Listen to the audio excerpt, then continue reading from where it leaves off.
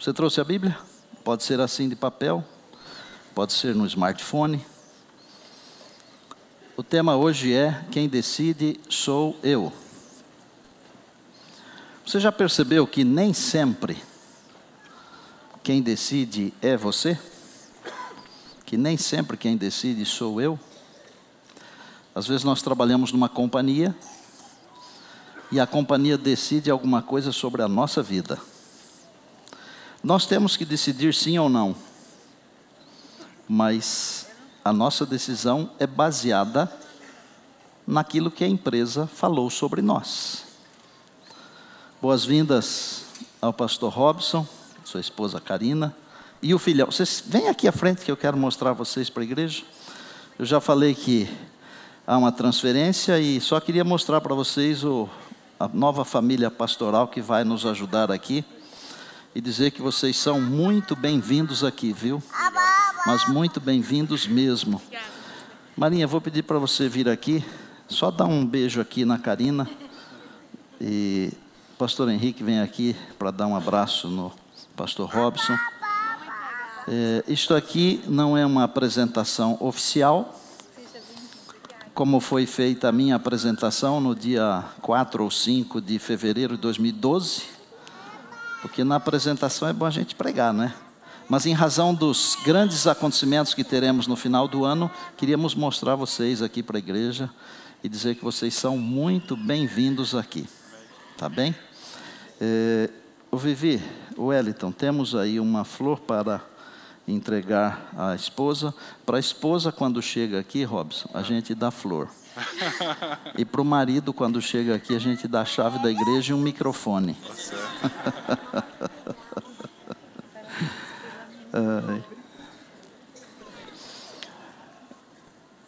Estou me lembrando aqui de alguns acontecimentos da vida, das mudanças que ocorrem na nossa vida. E estou me lembrando que em cada mudança a mão de Deus nos conduziu e nos protegeu. Então, Deus abençoe vocês, são muito bem-vindos. Fiquem à vontade. Obrigado, amor. Quem decide sou eu. Quem decide é você. Um dia desses eu estava indo à livraria, papelaria, e também aproveitaria para passar no banco.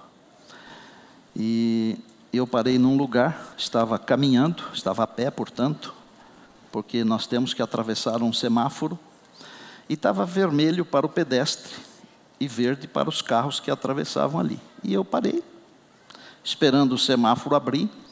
Daí a pouco chega uma pessoa, uma jovem senhora, correndo, parou do meu lado.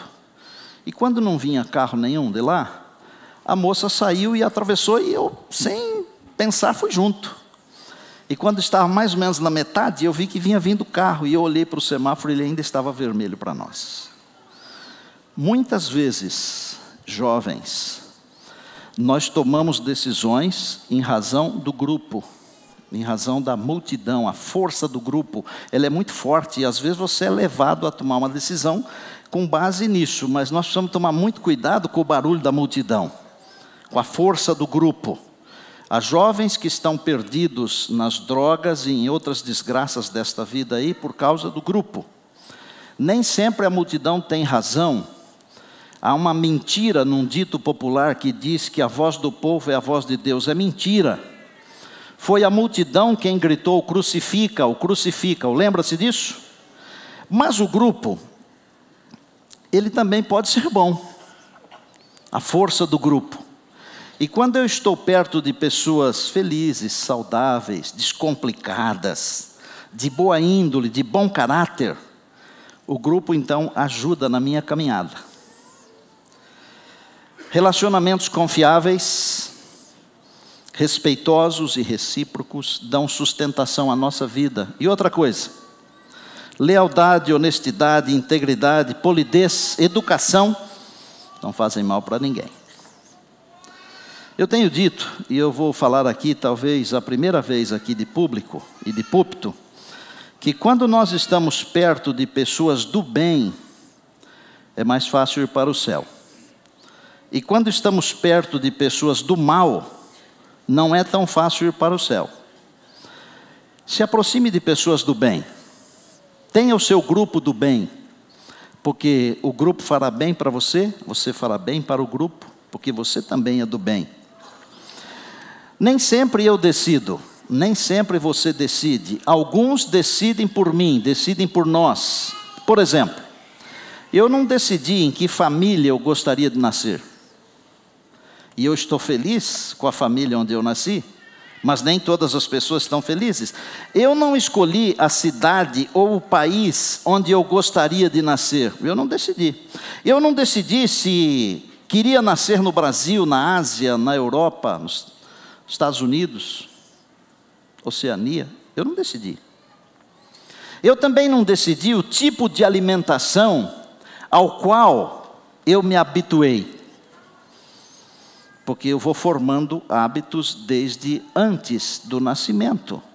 Quase sempre, quem decide algumas coisas da nossa vida são os nossos pais. Às vezes é a sociedade. Nem sempre eu posso decidir onde estudar. Porque quando eu sou criança, os meus pais escolhem a escola para mim. Há aparentes escolhas também, que dá a impressão que quem escolhe sou eu, mas não sou eu quem escolhe. Vou dar uns poucos exemplos aqui. Que roupa eu vou usar hoje? Sou eu que escolho. Eu escolhi vir com essa roupa aqui. Eu mostro para minha namorada, que tal? Está bem para representar o ministério, o Senhor Jesus, a minha igreja? Está bem. Mas eu só posso escolher uma roupa que está lá no meu guarda-roupa.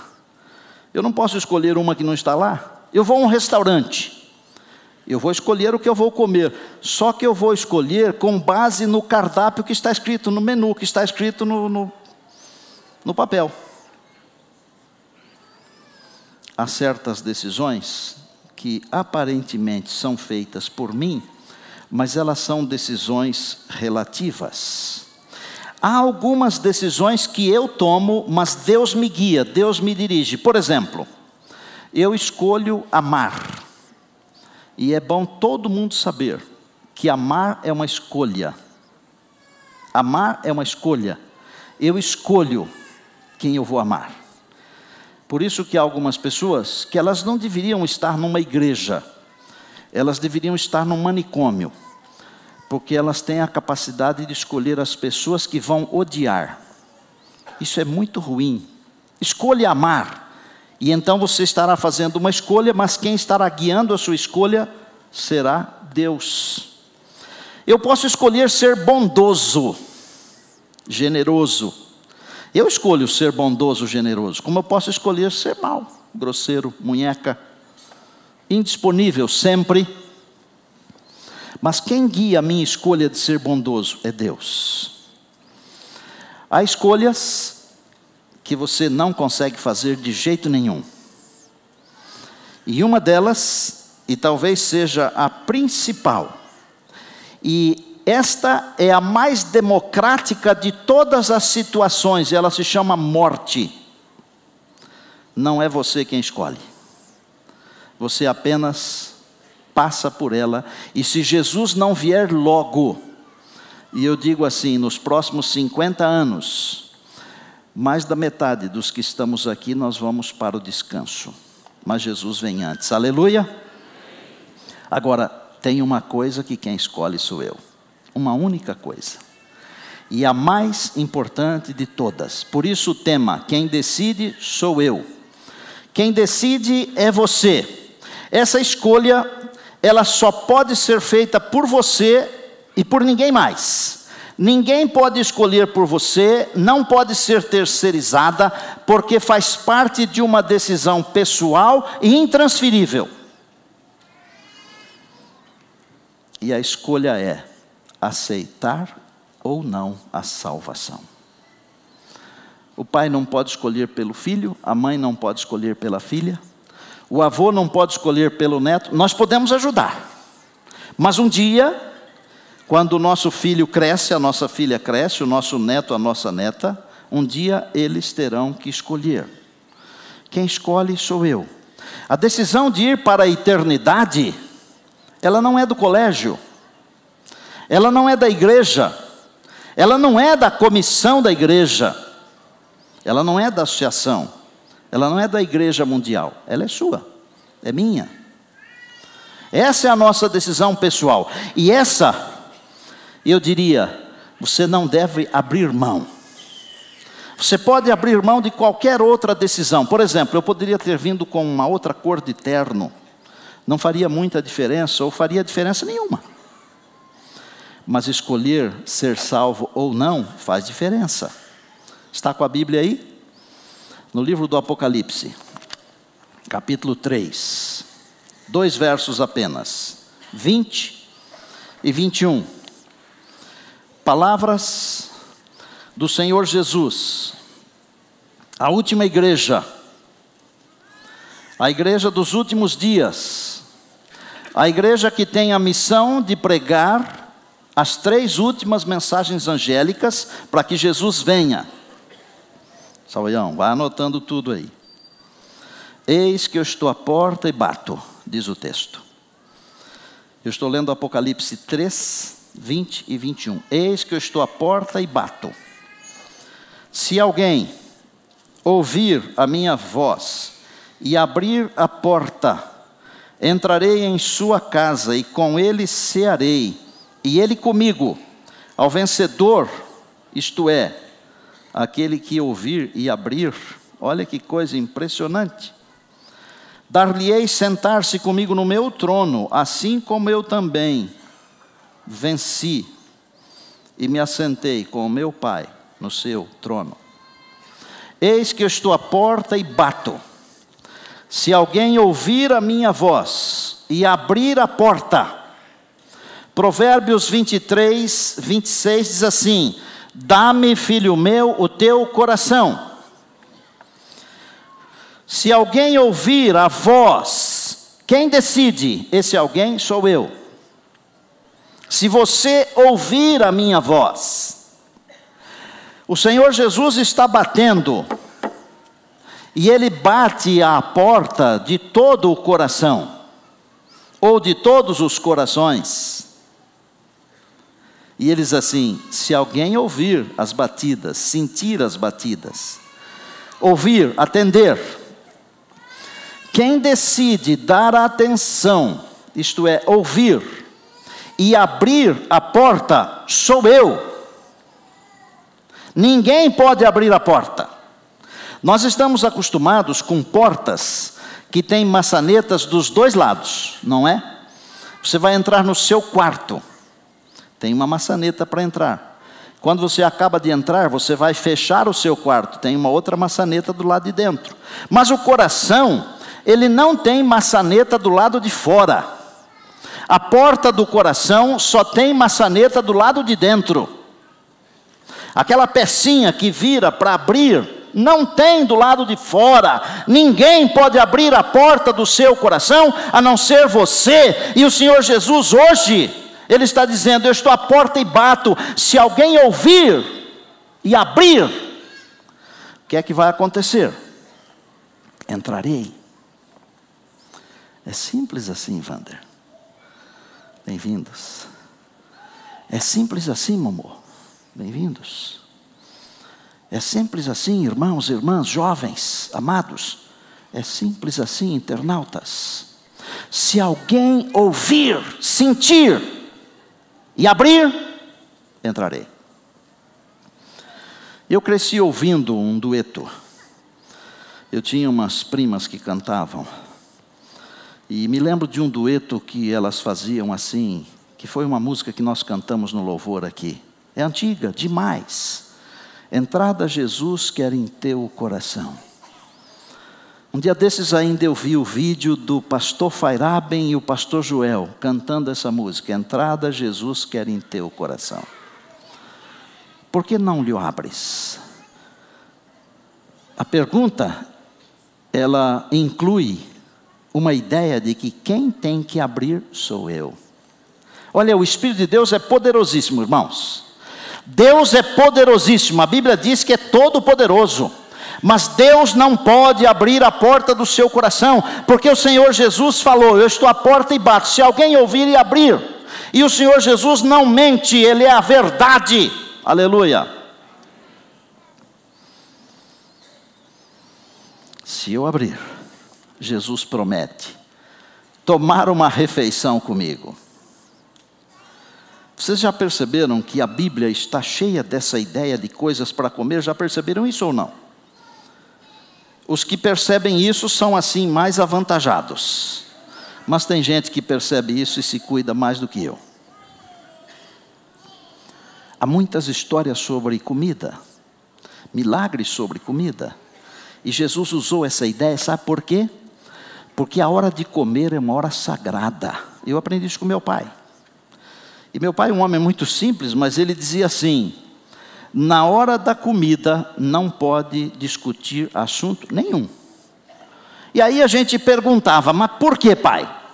E ele falava, explicar por que eu não sei, mas eu sei que os anjos estão presentes. Aí a gente engolia aquela ideia, e hoje eu descubro que ele tinha razão total. E os entendidos, eles dizem que se nós comemos discutindo coisas que são ruins, a comida pode até fazer mal, ao invés de fazer bem.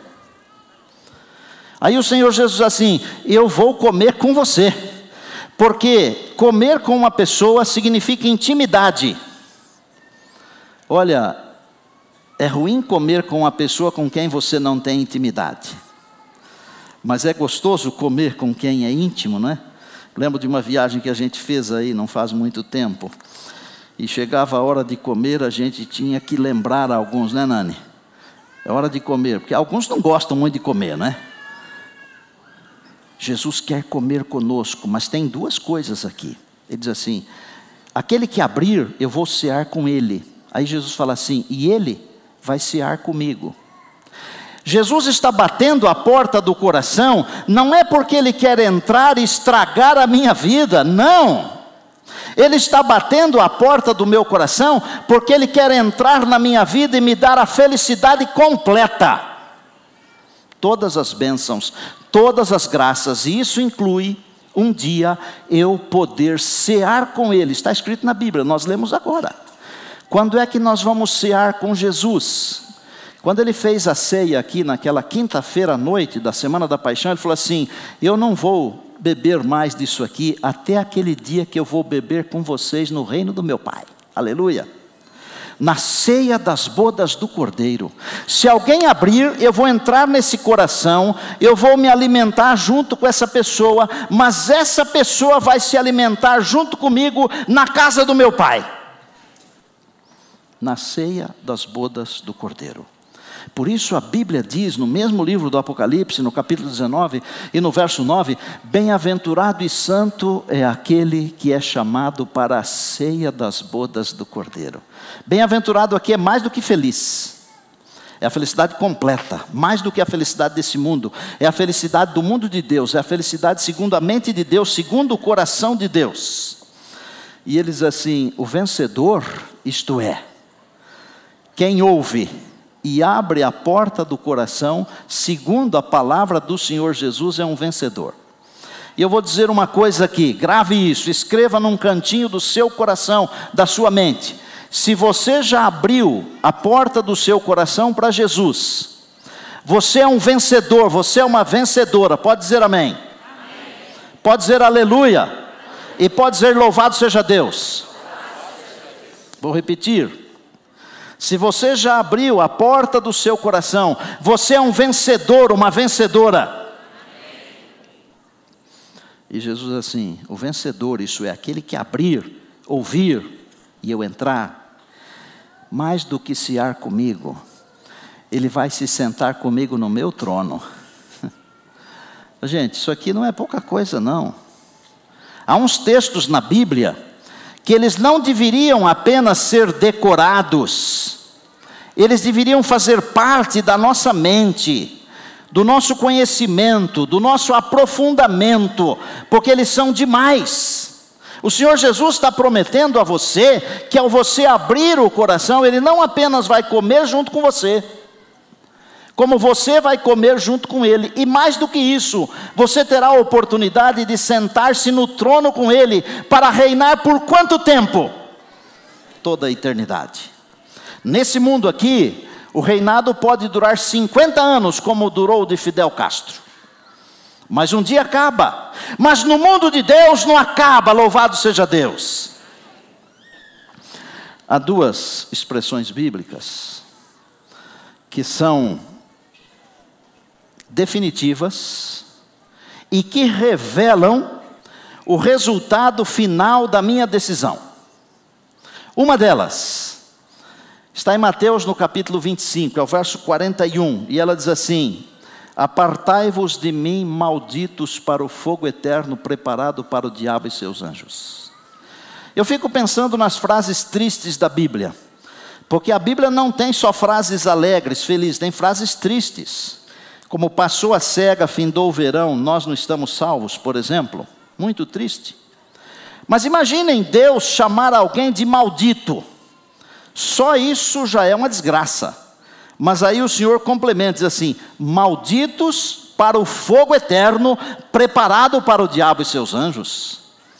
Indica que estes não ouviram a voz e não abriram o coração. O resultado final de não ouvir a voz de Deus e, portanto, não abrir o coração, será receber a palavra horrível: maldito, fogo eterno, junto com o diabo e os anjos do diabo. Mas há uma outra expressão que também é definitiva, e está no mesmo capítulo, está no verso de número 34, diz assim: vinde benditos de meu Pai, e possuí por herança o reino que vos está preparado desde a fundação do mundo. Aleluia! Quem ouviu a voz e abriu a porta do lado de dentro, para que o Senhor Jesus entrasse na sua vida, será chamado de bendito do Pai, e vai entrar num reino que já está preparado para você e para mim, muito antes de nós nascermos, muito antes dos nossos bisavós nascerem, desde a fundação do mundo. E eu louvo a Deus por essa mensagem bonita. Gente, o plano da salvação é simples, não é preciso nem entender de teologia, não é preciso entender de filosofia, não é preciso entender de física quântica, não precisa. O plano da salvação está ligado a uma coisa muito simples, mais simples do que muitos imaginam: ouvir a voz do Senhor e abrir a porta do coração. O Senhor Jesus não diz que depois de ouvirmos a sua voz e abrirmos o coração, nós temos que fazer 1 milhão de penitências. Ele não diz. Ele diz: se alguém ouvir e abrir, entrarei e cearei, ele ceará comigo, e ao vencedor eu darei sentar-se comigo no meu trono. É simples ou não é? É simples. Talvez, pelo fato de ser tão simples, é que muitas pessoas não querem. Porque quando também é muito fácil, o ditado diz que o santo desconfia. Mas é simples. É mais simples do que as minhas palavras podem traduzir. O Senhor Jesus está falando comigo, através do seu Espírito. Ele está batendo a porta do meu coração. Eu não preciso entender das grandes ideias desse mundo aqui. Basta apenas que eu escute a sua voz. Basta apenas que eu abra o meu coração. O resto é tudo com Ele. Olha, é Ele quem entra, é Ele quem limpa a casa. Eu batizei agora sábado uma senhora. Ela se chama Nean. Eu estive fora um fim de semana, batizei lá em Recife. Essa senhora estava preparada para ser batizada já há 2 anos. Mãe de santo, dava passe em todo mundo. Toda vez que chegava na igreja para ser batizada, o demônio não deixava. Toda vez, 2 anos. E os irmãos já estavam querendo desistir. E quando eu cheguei lá, me contaram isso. E eu disse: irmãos, vocês não podem desistir.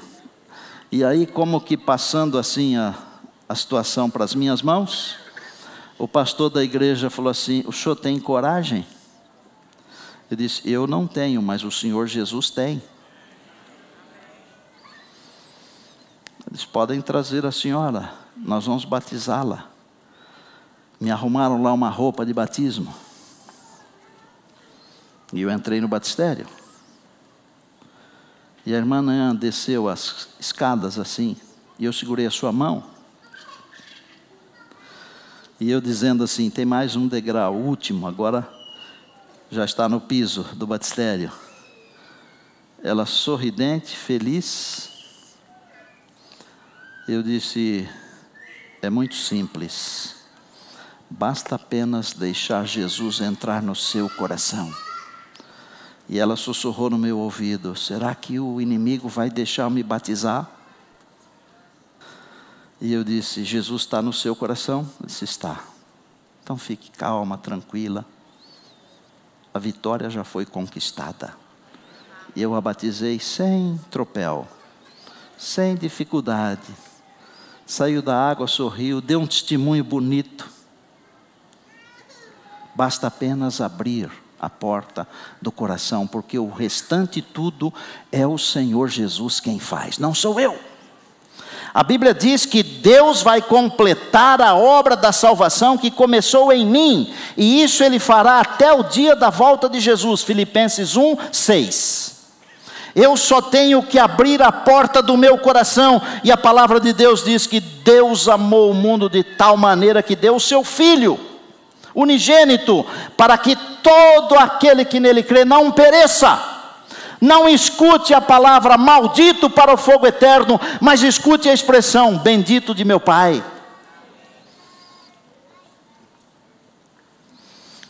1 João 5, 11 e 12, o testemunho é este, que Deus nos deu a vida eterna, e esta vida está no seu Filho.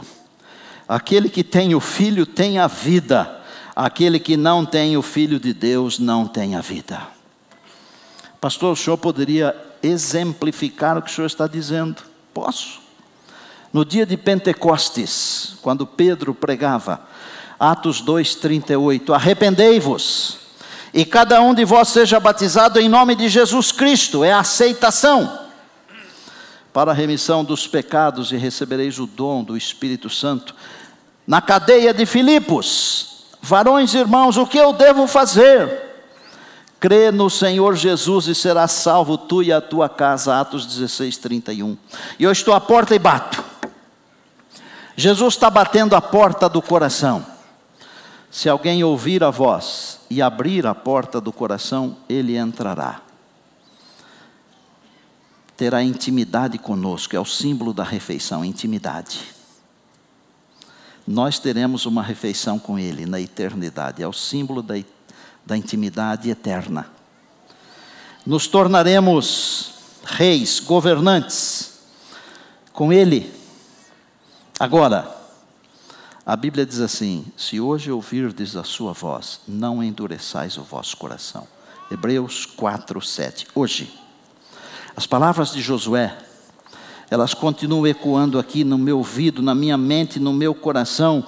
E Josué falou assim, 24:15 do seu livro: escolhei hoje a quem servireis. Escolha hoje, agora. Gente, nenhum de nós merece a salvação. Nenhum de nós. Pelos próprios méritos, nós não merecemos a salvação. Hoje o Senhor Jesus está dizendo assim: eu quero entrar no teu coração, meu filho. Eu quero entrar no teu coração, minha filha. Se você ouvir a voz e abrir, eu vou entrar. E deixa o resto comigo. O resto eu faço. Só deixa eu entrar. Eu cuido de você. Eu completo a salvação em você.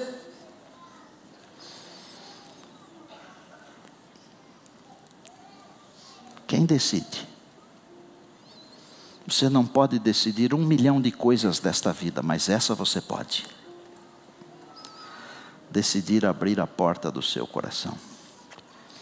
Agora, por vezes, eu sou muito orgulhoso para fazer isso, sabe? Eu sei tudo. Eu faço tudo. E eu sei até me salvar, às vezes. Tem que deixar o orgulho de lado. Gente, nós precisamos ser uma igreja viva, um povo diferente. Só é possível ser uma igreja viva, um povo diferente, se nós abrirmos a porta do coração e deixarmos Jesus entrar. É Ele quem nos torna vivos, é Ele quem nos torna diferentes. Quem tem o Filho tem vida, e não é vida de 120 anos, é vida eterna. Quem tem o Filho tem tudo. Eu estou à porta e bato. Sábado que vem nós vamos ter o batismo aqui da Lígia. Não é, Lígia?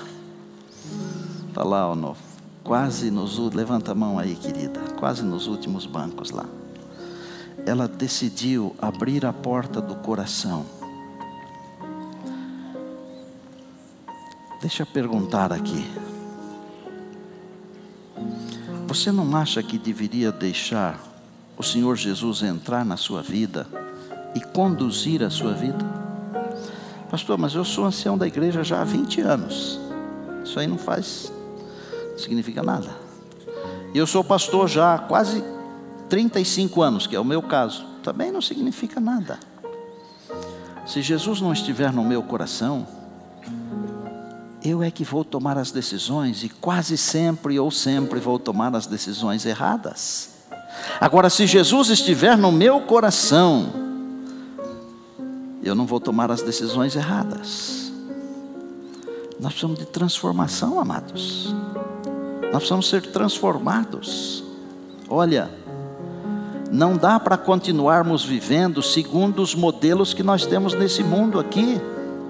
Um mundo de mentira, de vaidade, de orgulho, de corrupção. Não dá. Nós temos que ser transformados, a nossa mente tem que ser renovada, e isso só é possível quando nós abrimos a porta do nosso coração e deixamos Jesus conduzir a nossa vida. É com você agora. E eu já decidi abrir o meu coração. Por isso que às vezes você pensa assim: mas o pastor só fala da eternidade, só fala das coisas do céu, só fala essas coisas. Só falo isso porque eu só sei falar isso. O Jesus que está em mim, Ele só me manda falar isso. Ele não me manda falar outras coisas. Eu vou desafiar você. Esqueça que você é membro antigo ou membro novo. Mas se você acha que Jesus ainda não é o dono do seu coração, é hora de você se levantar e silenciosamente falar para o Senhor assim: Senhor, pode ser o dono do meu coração, estou abrindo a porta, entra. Eu quero que o Senhor tome a ceia comigo, porque também eu quero tomar a ceia com o Senhor. Quer fazer isso?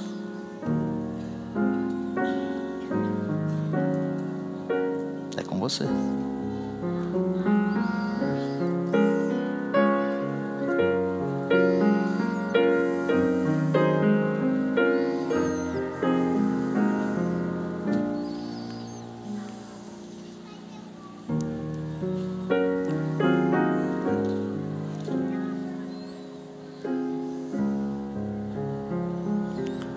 A vida não é apenas atravessar um semáforo quando indica vermelho. É muito mais do que isso. Mas toda a vida, ela se resume num abrir do coração ao Senhor Jesus. Porque se você abre, você vai se sentar com Ele no trono.